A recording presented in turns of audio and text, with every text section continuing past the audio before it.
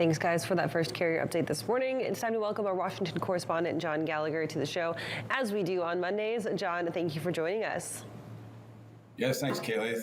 Thanks for having me on once again. Yeah, absolutely. Let's dig into what's going on right now kind of in the industry. We've talked to you a little bit about the Department of Transportation's plan to create this collaborative and cohesive kind of data set, right, to get kind of a broader view about what's going on and more transparency really overall. But now there's some industry pushback to it. What are you hearing about that? Yeah, I was last week. I was at the American Port Association. American Association of Port Authorities had a legislative summit last week, and Secretary Peake gave the keynote, and he talked about the FLOW program, and as we have talked about in the past, the need to get this level of visibility that's in place. But he equated it to wanting to get it to kind of a level. He brought up the comparison with the airline industry, basically. So he gave this example. He's like, he plans to be picking up his cousin at the airport in a couple of weeks, and he's going to be able to know ahead of time, like, his flight number and, what gate he'll be arriving at, and what exit at the port that he'll be coming from, so that he'll be able to know ahead of time, exactly where to be to pick up his cousin. And he's amazed. He said he was basically amazed since he's been DOT secretary, getting into the whole these supply chain issues with an industry and a sector that is so vital to the economy, like trillions of dollars in the economy. He was amazed that there's not even close to that sort of level of visibility. So, being able to having people be able to know where their container is when it arrives at the port, or at least a general sense of when it arrives, and when it's going to be available for pickup, where it's located, when they can pick it up, that type of thing. So with this FLOW project, they're trying to close those gaps.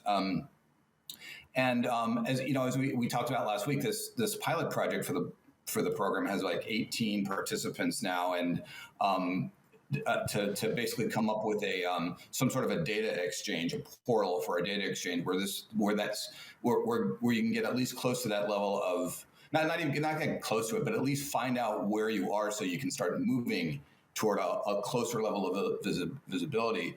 So the interesting thing was at the very next panel was industry people. So we had a subsidiary of MSC. MSC is like one of the huge, it is the biggest container line operator in the world.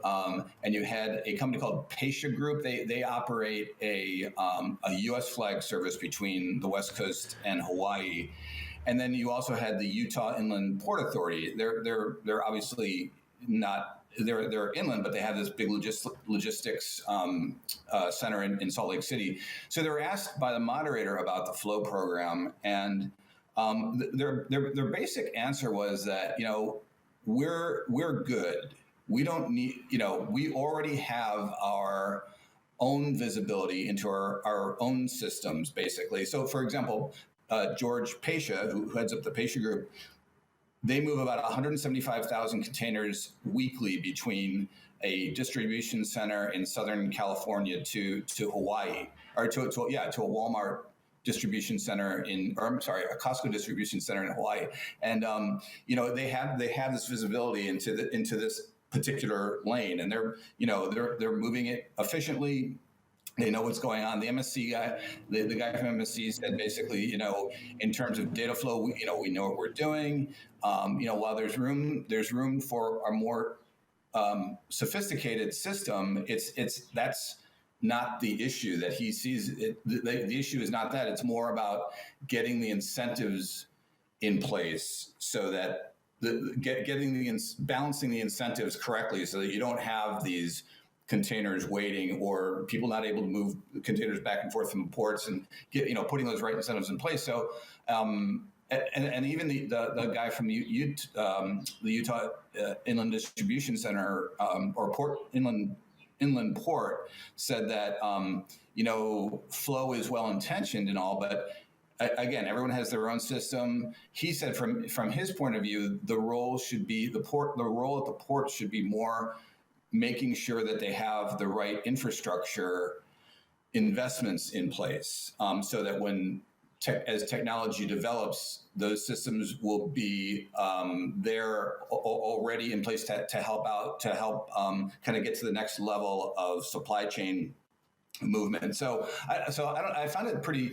interesting. Now, obviously, this is just one panel and just one small group of people. I understand that, and it's all early on, but it might be a window into like how far they're going to, whether the government's like kind of sort of like the expectations might be a little bit too high for either for the DOT portal that we talked about, or the one that the Federal Maritime Commission is trying to put in place. It's not to say that these programs are not worth doing, but given the sentiment, it'll just. I thought it'd be interesting to see if we're not going to, these things aren't a waste of time. Obviously, they're going to be learning something valuable information, but you just wonder if they're going to make as much headway as they want to. I guess is what I'm trying to say. The next time, so that you can sort of avoid the next supply chain disruption than the next time we have some big crisis.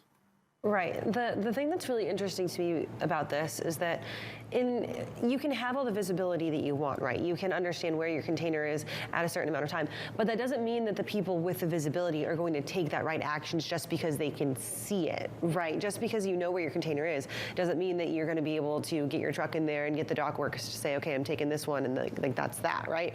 And it's kind of this like almost paid to play space where the folks that have the money to pay the workers the most, or to pay to be the front of the line, they're still going to be the ones to get out of this. So it's almost kind of confusing to me to say, like, what is the big overarching goal here? Because even just because you have the visibility doesn't make it useful, I guess is my point. Yeah, and it's funny you say that, Kayla, because that's sort of what one of those guys said. They said when I talked to the guy from MS, and it's an MSC subsidiary called TIL. They're actually an operator.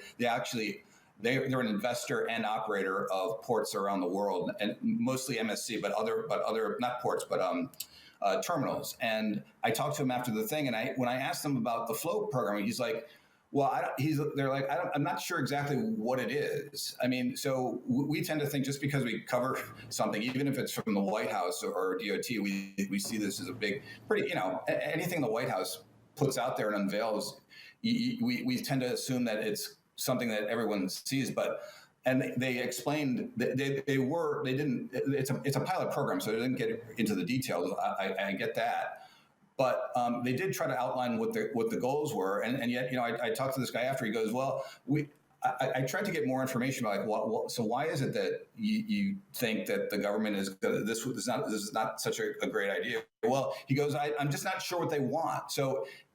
To go to your point, it is sort of the industry, not just you, but like us. Where the industry is sort of confused about this as well. So maybe it's just a matter of once they get the pilot in place and we see where these 18 participants are doing, maybe that will kind of change the sort of the tone that what we hear from the industry about how successful this thing can be. Right. And it's going to be interesting to watch, John. And I wanted to ask you really quickly before we let you go today. We know that the Senate passed their version of the Ocean Shipping Reform Act last week that came down on Friday. Can you give us just a little bit of a rundown of what happens with the bill next? Yeah. So they passed the Shipping Reform Act, and what's interesting now that there's now like three. So they basically have to come together and get one bill together. But what's interesting is now there's like three different paths for it. It's the standalone bills from the House and the Senate, which they can combine. Also, there's something called the America Competes Act, in which the House version is in that, and they're trying to get that passed the House as well. And there's a Senate version that they're of a Senate version of the Competes Act that they want to meld together too. The Ocean Shipping Reform Act could be a part of that. And also in the Coast Guard Authorization Bill, which is one of these must-pass bill, they have also the House version of the OSTRA. So, and that bill is getting ready to move too. So there are these three areas where ocean shipping reform in some of detail and some level of enforcement is going to be moving. So at this point, it's not really a matter of if there's going to be an ocean shipping reform legislation. It's just when it's going to happen. It could be before. It could be as early as Memorial Day, maybe. Perfect. John, thanks so much for joining us this morning. It's always great starting off our Monday mornings with you. We'll check with you again to get more updates, but right now we have our first weather hit of the morning.